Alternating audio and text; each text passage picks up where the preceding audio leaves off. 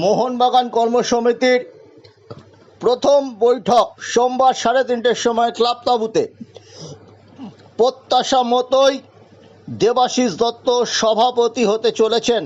3 দশকের মধ্যে তিনি যদি সভাপতি হন তবে তিনি হবেন ইয়াংয়েস্ট সভাপতি। তবে দেবাশিস দত্ত সভাপতি হচ্ছেন কিনা তা নিয়ে চর্চা চলছে না, তারা ভাইস প্রেসিডেন্ট হবে সেই নিয়ে চর্চা চলছে।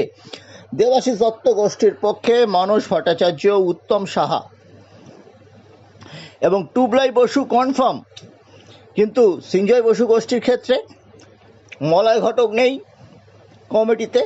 অরূপবাবু মানে হাওড়ার অরূপ রায় থাকবেন কি না দেখতে হবে, কৌতূহল আছে সেটা নিয়ে।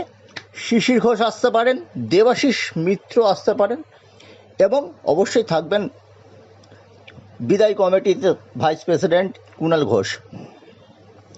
অন্যদিকে কোঅপশনে দেবাশিস রায়, দেবাশিস দত্ত গোষ্ঠীর তরফে আসছেন। অন্যদিকে হেদুয়া বাপ্পাদা উদয়ের পথে তিনি আসছেন, তার নামও সঞ্জয় ঘোষ। তবে যিনি ওই টালিগঞ্জের সঞ্জয় ঘোষ, যিনি নমিনেশন দিয়েও হকি সচিব পদে প্রত্যাহার করেছিলেন, তার কোনো চান্স নেই। আপাতত হয়তো প্রসূন ব্যানার্জিরও নেই।